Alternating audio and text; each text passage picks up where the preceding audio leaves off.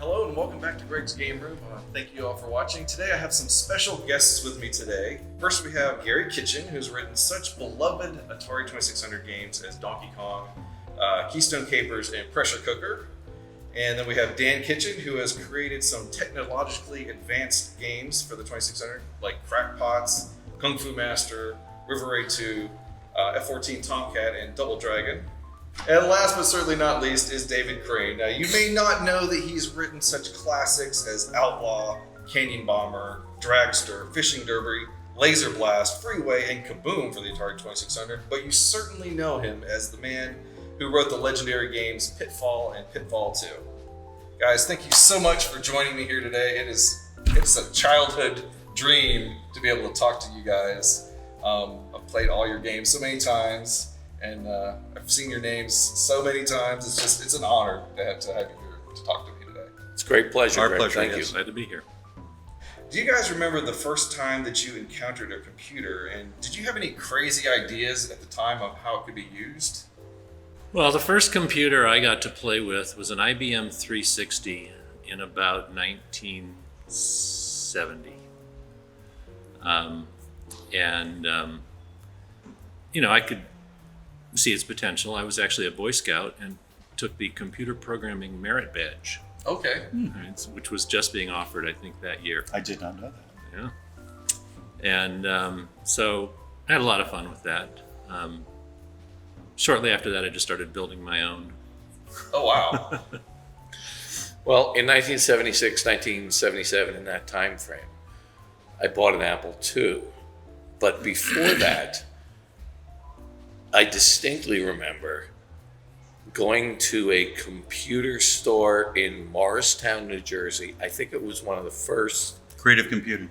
Was it Creative Computing? Was that what it was? I think so. And they had the IMSI, which had switches and no monitor and no keyboard. And I wanted so desperately to buy one, but I couldn't figure out what the hell I would do with it, except sit there and flip switches all day. So It was like $800. yeah, it was. It was like Probably $800, and I just kept looking at it, going, "God, I want so much to get involved in this computer thing, and this thing looks so cool.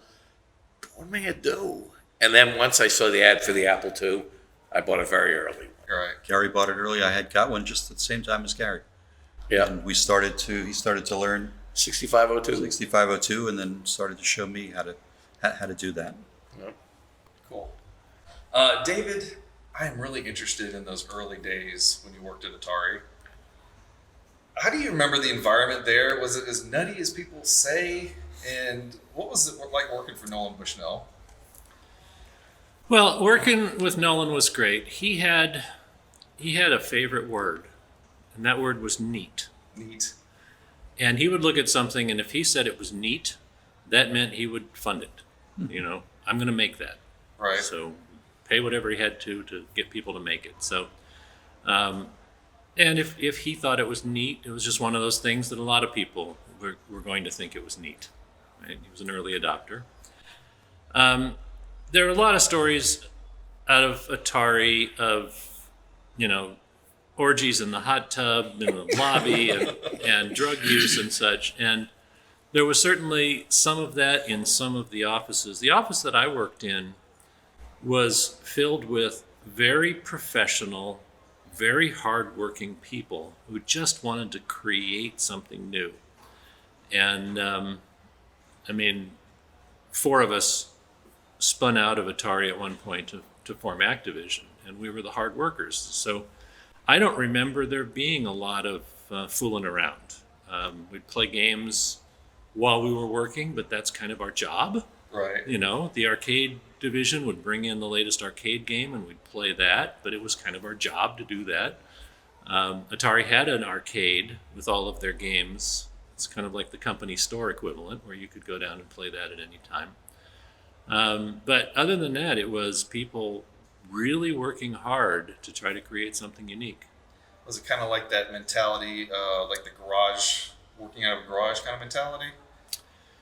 It was a little bit like that, although I was at Atari in 1975, and they had been doing this sort of thing since the earlier 70s. So they were pretty well established. Yeah. Okay. As I recall, back then they had multiple buildings, didn't they? They did indeed. So maybe your building wasn't the one with the hot tub. And the answer to his question, I wasn't at Atari.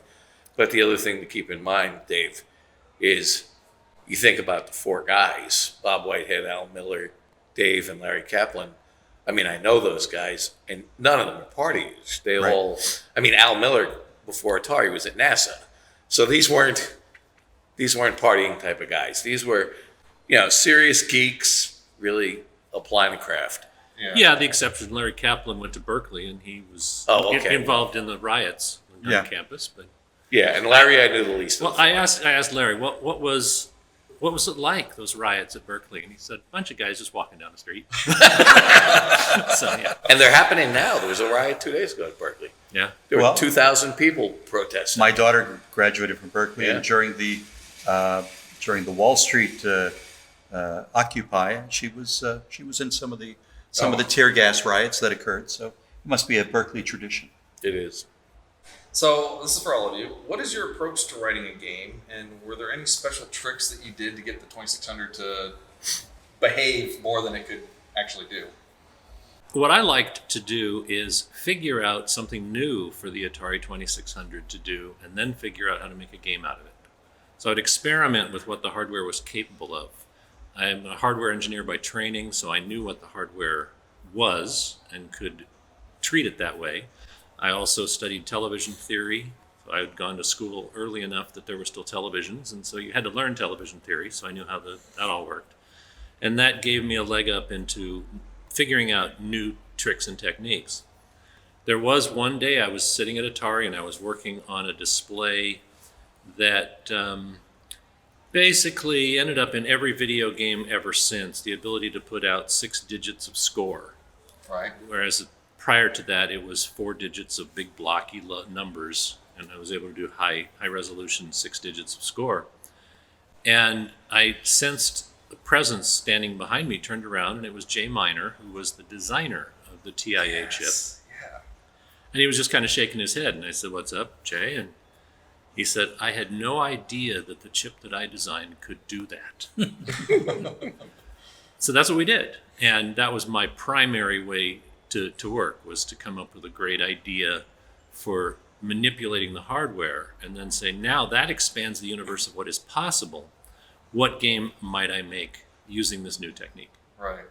I always find it's interesting how just the smallest thing can lead to so many more. It's like cracking a door open. You open that door and suddenly it just opens up a whole new world of things that you can do. What's interesting about the 2600 is if you were starting a game on a bitmap machine, like for example an Apple II or some other bitmap machine, maybe you would draw a background or have an artist draw a background and go in that direction. But you didn't do that on the 2600. There was no background. Yeah. What you would more do, at least what I would do, is I would think of a key object that I would need to do a game. If I'm going to do a game about Keystone Cops, well, then I better be able to make a Keystone Cop look good. Because with the 2600, there were a lot of objects you would have loved to make games on, but you just couldn't make them look good. Mm-hmm. And you'd put it up on the screen and go, well, that's not recognizable. Therefore, that idea goes in the can. Because I'm not going to do a game where somebody looks at the screen and goes, what's that supposed to be? Yeah. So, like, the first thing I did in Keystone Kapers was I made a cop that had the iconic Billy Club hat and things like that, and said, okay, that's recognizable. I can build a game around that. Or like I made the escalator, right? And needed a game to put an escalator in. So that's kind of like Dave was saying. You start with a seed of something, and then you say, well, this is really cool. I could build a game around that. That was the way I used to do it.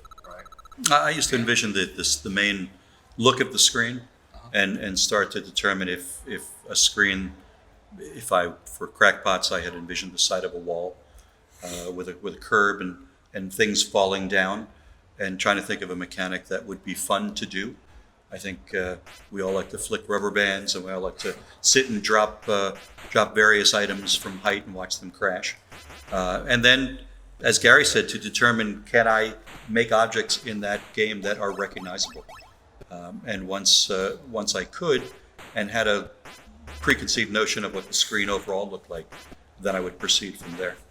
I think that need to make objects that are recognizable. I don't think that's in the game industry anymore. I don't think they have to. No, Well- I think they have bigger, smaller pixels now. I'll give you an example. I did a slot machine game at Atari.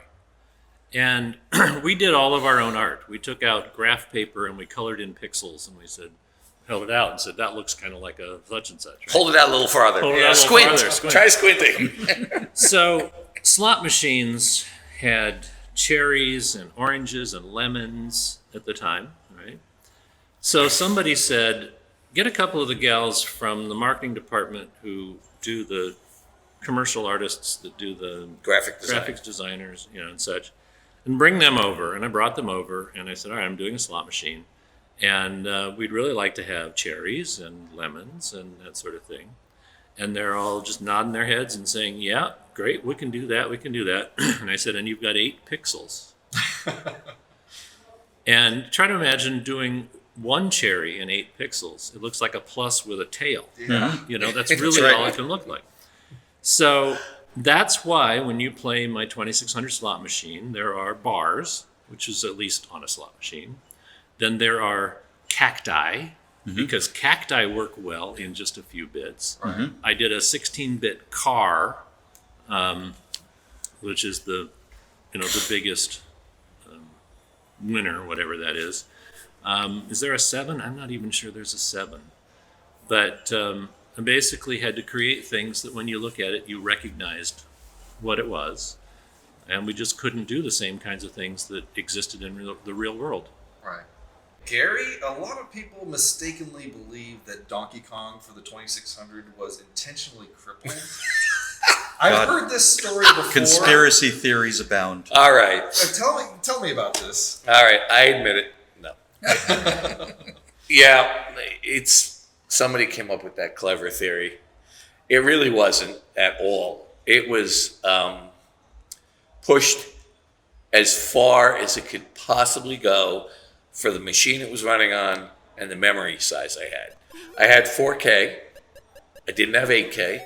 There was such demand for the cartridge that they were going to sell millions of units. And you weren't going to convince the Greenberg brothers who owned Coleco to add, I don't know, how much did 4K to 8K add? Back 25 cents, 50 cents? More like $2, $3. Yeah, whatever you're adding on, multiply that by 4 million. They're going to spend an extra $2 million to put in another couple of levels. That's true. I don't think so. And so I knew that. And what my challenge was, at least in my mind, was 80% of the people who play the arcade game don't get past the first and second level. So if I only have 2 levels, I'm going to do those, and I'm going to make them look as close as humanly possible on the machine. So it's iconic. You turn it on, you look, you go, that's Donkey Kong. And I've tried to explain to people so many times. I've written things, I've written articles, I've written on Quora, I wrote an entire technical piece on it, explaining how impossible it was just to do the first screen with the barrels. And I think I've started to make some headway, but I still see it all the time. So no, it was not crippled. I worked 4 months, 100 hours a week, and my only restriction was stay in 4K and get it done by the end of, I guess it was June, because you had to manufacture chips, and it got in the store in September, plenty of time for the holiday season, sold a bazillion units, and I think I did a good job on it. And I don't think there's anybody else alive, except for the people at this little gathering right here, who could have done any better than I did. And it's so hard for people to think that. And I always point out to people, say, yeah, but look at the homebrew one that came out. Like there was a homebrew one a couple of years ago. 32K. Right. Yeah. It was Yes. 8 times the memory. Yes. And he still couldn't, with 8 times the memory and all the time in the world, he still couldn't make the barrels roll down slanted ramps. That's on right. the first He didn't screen. do slanted He had ramps. straight ramps. Yep. And I've tried to explain to people how hard it was to make those ramps slanted. And that was something I wanted to do to make it look like the original game. So the answer is a resounding no. I think you did a great job on it, honestly. And Thank the you. restrictions that you were in, and 4K, you compare Donkey Kong to Pac-Man, it's like, okay, this Right. looks way more like the Yeah, arcade it was a than Pac-Man masterpiece does. at the time. Yeah. Even today, it's a But masterpiece. it's a crutch I bear. It's one of those willingly, conspiracy theories. willingly. I'm so glad I could bring that up. Comes along with the alien abduction theory we have. It is. Yeah, that's another story. I used to call the Greenbergs over because for the last week I worked up in their offices, and I would call them over and say, "Does this suck enough, or do you want me to make it a little bit worse?" And they would think about it and go, "Oh, could you just take out those other 12 levels?" Yeah. All right, I did. Exactly. So, David, what were some of the challenges that you had to overcome when starting Activision? Well, I'd have to say that the biggest one, which turned out to be a boon, was we had to come up with all original games. Mm-hmm. The Atari 2600 was designed by Atari in order to have home versions of their arcade hits. Right. Primary reason. It was designed after the arcade game Tank, which had two tanks shooting at each other on a blocky playfield. Right. And that's what the hardware can do. It has two objects, movable objects. Each one has a missile to shoot and a blocky playfield object. So every other game beyond Tank that was done on the 2600 was gratis. I mean, it was like bonus. Yeah. Because the programmers figured out how to use it in tricky ways. Again, Atari had all of these arcade hits from several years going prior to the Atari 2600's launch. And so that was the primary goal, was to make these home versions of these arcade games. So Activision didn't own any arcade hits. Right. So everything that we did had to be original. Now, granted, Dragster is a ripoff of an arcade game that was out. I think it's Midway's or somebody else. I can't remember exactly who had a drag racing game. So there's some that going on, but otherwise we had to create all these original titles, which of course meant we got to create original titles. But it was one of the biggest challenges. Okay. Dan, what is the story behind the development of Double Dragon for the 2600? Were you like, this is never going to work? Well, Double Dragon, I actually had a programmer with me, one of the gentlemen who worked with us at our company, by the name of Donald Hahn, helped do some of the writing. But it was a challenge to sit down and figure out how to put in the 4 characters and how to put in the moves. And it was a challenge to do with one button. Yeah. And I think it worked well. But that was certainly one of the most challenging technically and gameplay-wise to make work. Dan, was that before or after Kung Fu Master? That was after Kung Fu Master. It was. I believe, yes.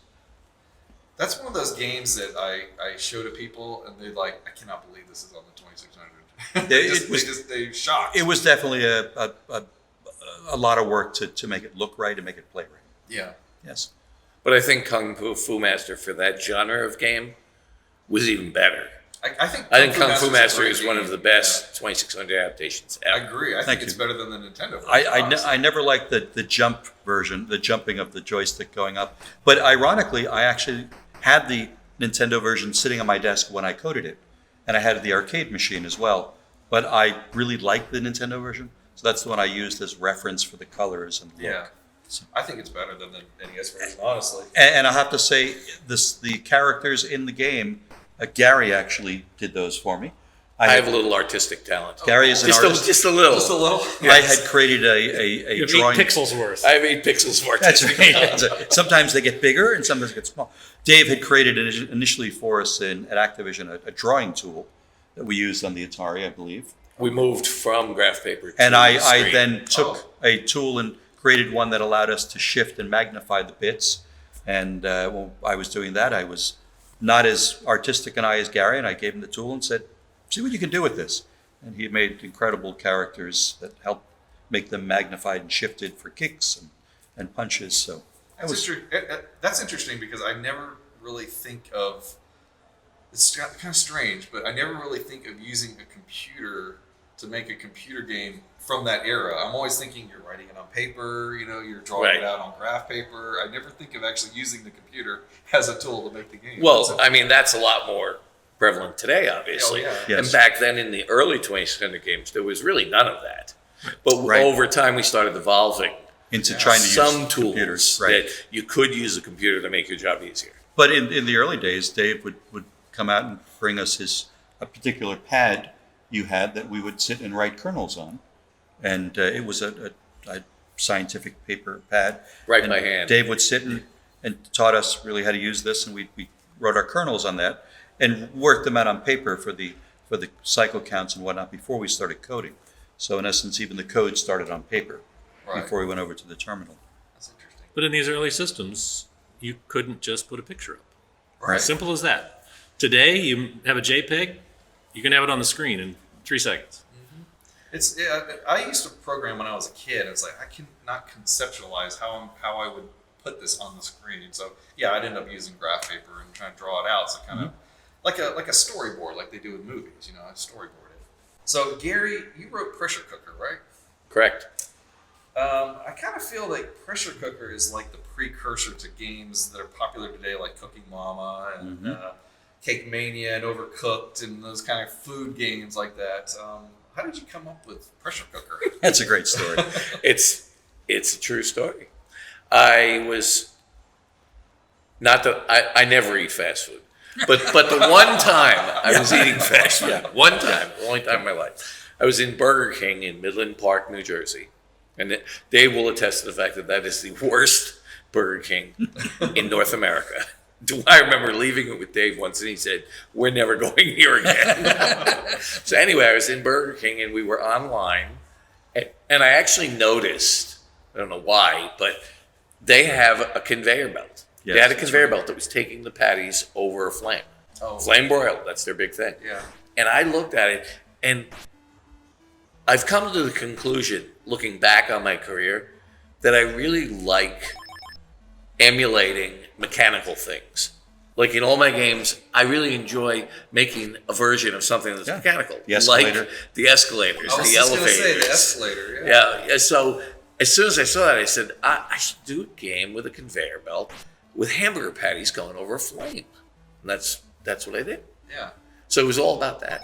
Now, I mean, what I like about Pressure Cooker, and to a lesser extent Keystone Kapers, is I really didn't want to rely on arcade games for inspiration. And I think on both of those, I really worked very hard to come up with a concept that wasn't based on an arcade game. And I don't think there was anything based like Pressure Cooker at all that I could think of. I mean, Burger Time was run over them and drop them down, kind of modified, whatever, Space Panic. But it's not really a cooking game. But so I really tried to make a game that from scratch that was a new gameplay mechanic. Right. And it worked out. I think Succeeded it was a really nice game. Unfortunately, it came out late in the cycle of the platform. Still a high quality game. Oh, Yeah, incredible. a lot of people online come to me and say, I never even saw that game, but now I've gotten it. Wow. It's because it was kind of near the end. It's like a job simulator. Yeah, it is like a job. That's right. But it's funny. Some people in the last year or two have tied that into Diner Dash and all these other types of games, and I never made that connection. But it is true, really. That could have inspired all those games. No, there you go. I'll take credit for all of that. Royalties coming your way. Where's my check? All right, so Dan, tell me about this Keystone Cannonball / Gold Rush. Was it a lost game that you were working on? And It was somewhat lost.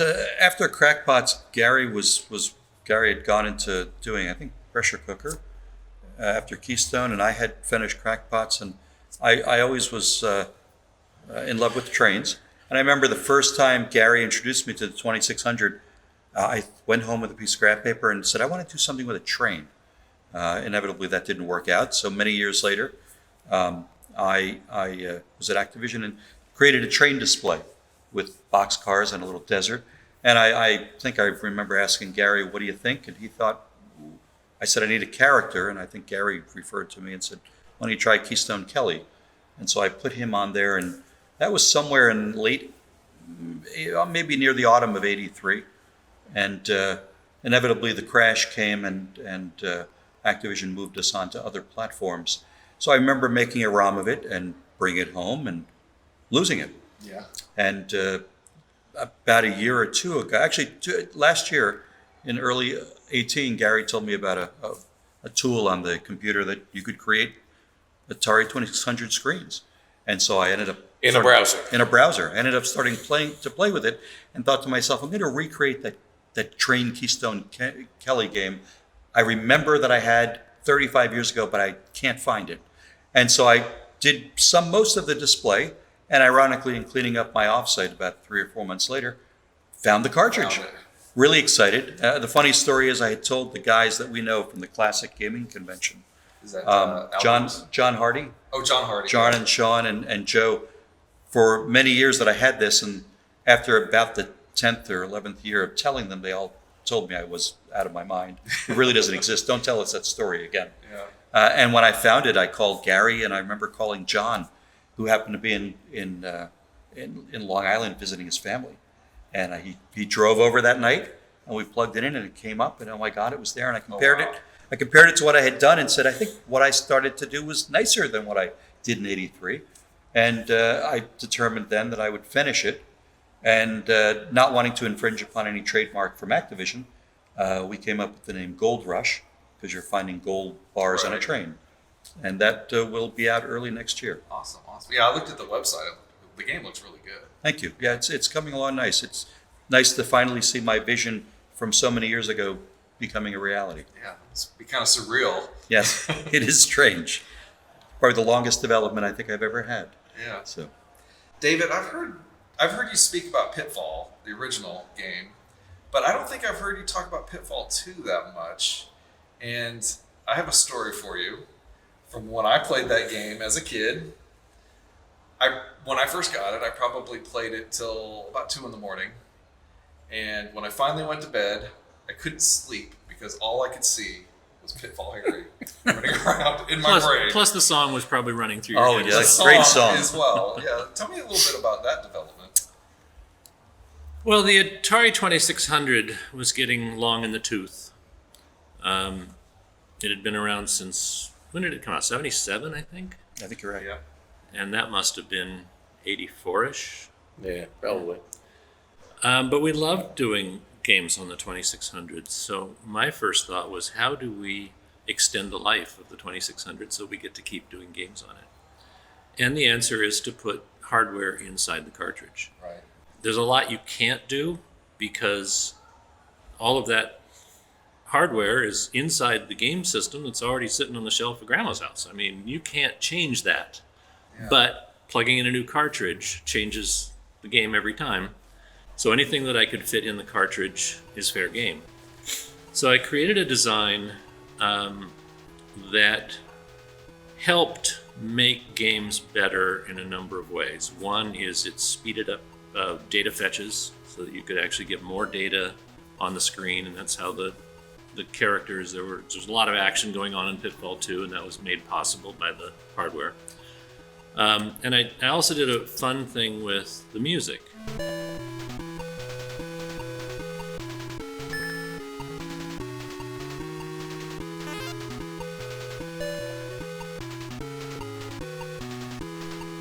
The Atari 2600 only has 2 audio channels,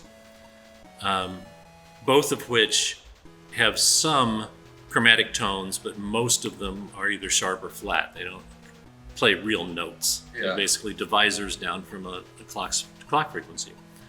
So in order to do real music, I created 3 oscillators on the chip that I created, and those oscillators gave me selectable frequencies that were chromatic, where I was able to actually find the correct notes. And what was really, I mean, it's esoteric and it's technical, but I built that data into a single byte so that it mixed the sound, the 3 different tones inside the chip, and then output them as a single nibble, actually, a single 4-bit number. Yeah. And you would load that from the chip and store it, load it from the cartridge chip and store it into the TIA chip. And you would do that fast enough so that your sample rate worked and you were able to hear this music. And built in some really high quality random number generators, and I don't even remember what else, but basically said, I'm going to make this thing that makes making 2600 games better so that we can compete with the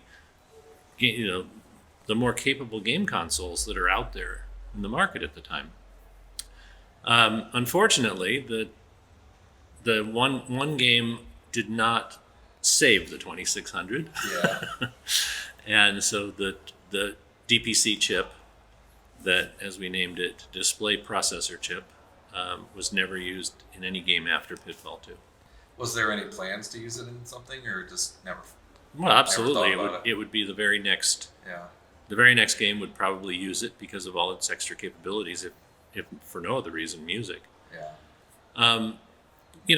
Also along that line is you have to understand that the video game business and development process was so much in its infancy back when we were doing it.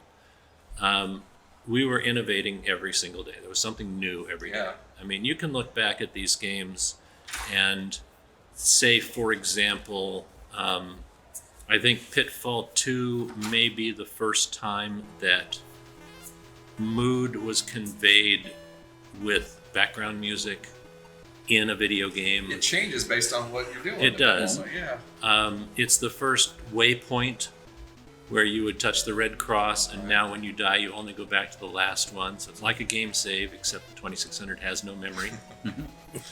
And that's two examples in one game. You can look at almost every game we were doing and find these innovative things that then showed up, in other games later.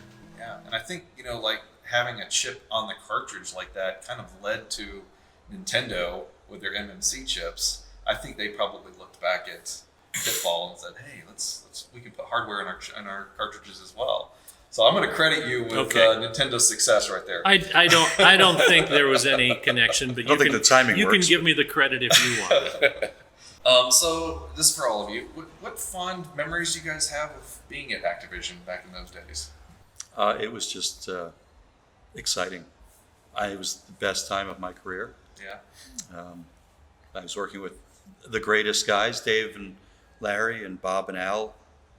They were our heroes. We started in the basement of Gary's house, and where Gary wrote Donkey Kong, and at one point we took out an Activision catalog in one of the games, and Gary, as an artist, sketched our faces with two other guys that we worked with over the faces in the catalog, over Al, Bob, Larry, and Dave, and said, we're going to be with those guys someday. And it was amazing to see that dream come true, and we were just awestruck working with these guys. And it was just, they say that when you're a musician, when you play with better musicians, you improve, you sound better. Right. I think working with these guys as our mentors just overall made us better designers, developers that still reach into our careers today. So it was just a magical time to be involved. Yeah. Well, I think Activision was not part of a giant media company and set out to make a corporate structure where creative people would blossom and be successful. And that meant that the games you were working on weren't driven by marketing. There wasn't a survey that went out and said, Right. You play video games, what games do you like? Well, I like first-person shooters. Let's do more first-person shooters. That's not how it was done. It was hire people that are creative, that are technically good, who've proven the capability to make something great, leave them the hell alone. Right. And they'll make something great. And that was innovative at the time, and it worked. And that's what I really loved about it, was I'm not getting phone calls from a guy in management telling me what we really need to make is a game with a clown riding a unicycle. And because of that, we were able to do things we did, which we're proud of looking back. Unfortunately it changed, and unfortunately I'd say outside of the indie community, Right. in the more traditional game development community, outside of Nintendo, who I have tremendous respect for, because I think they do the same thing. Most companies are very marketing driven these days, and it's just more of this and more of this and more of this. I mean, I walk the floor of E3 and I want to go to the men's room and heave Yeah. because I see 74 of the same game. And it drives you crazy. Yeah. Oh, there was a lot of creativity back then. Yeah, there was. And they knew how to handle creative people. I mean, that's the way you do it. Get passionate about something and build it. Don't have somebody upstairs tell me, Very true. it's so critically important to innovation. Those games would never have happened if it had been all corporate No, back then. Never. Would have never happened. No. No. David, any fond memories? Well, all of them are fond memories, so that's fine. I'm glad these guys went first because, after all, I started the company and was in control in a lot of ways in how the company turned out. And, one of the interesting things I was thinking about recently is similar to what Garry is saying. One of the hardest things to do in any field is to create on schedule. You don't know when creative inspiration is going to hit. Yeah. Hit in the shower, or you could sit there and fiddle with things for months and nothing happens, and then you get this great idea. So the way we ended up doing the schedule, the release schedule, is our CEO, Jim Levy, co-founder, he would do a business plan, and he said, okay, for this company to work, we need to generate revenues, obviously, and we need to generate revenues based on Christmas sales and this sort of thing. So we're going to need a couple games on this month and a couple games in that quarter. And so they were just slots. And then the creators get together and say, okay, I've got this idea that I'm working on that I think is going to, turn into something good. It'll be done about this time. So we'll slot that one in, and we'll make sure that one's available by that time. And so the creative people got to decide what was going to be ready in time and then kind of slot it into the business plan, instead of being told, you do a game and you do a game by June 30th or else, or whatever. Right. So that kind of interaction between creators and the business side really worked really well. Other than that, as I said, it was complete frontier. We were creating something new every day, both on the technical side and in the business side. We were the first third-party publisher of video games. I was speaking at a game developers conference, I think, and asked for a show of hands. I said, how many of the 600 people in the audience work for a third-party publisher? Well, it's everybody. Except for 6 Sony guys standing back on the side wall because they're a first-party publisher. But so, it's nice to have that kind of legacy, that the business as it is today is what it is because of what we did at Activision. Yeah. Awesome. Well, you guys are such an important part of my childhood, and it's an honor to meet you three. And I can't thank you enough for having a brief chat with me here today. So Thank you. Appreciate being here. An honor to be recognized. Thank you so much. By people. Thank you. Thank you so much. Appreciate it. Thank you all for watching. Have a great day, and we'll see you next time. Bye-bye. How much battery life do you have is the other question. That's another question. I probably need to charge my phone up here soon. Last but certainly not least. And one more time.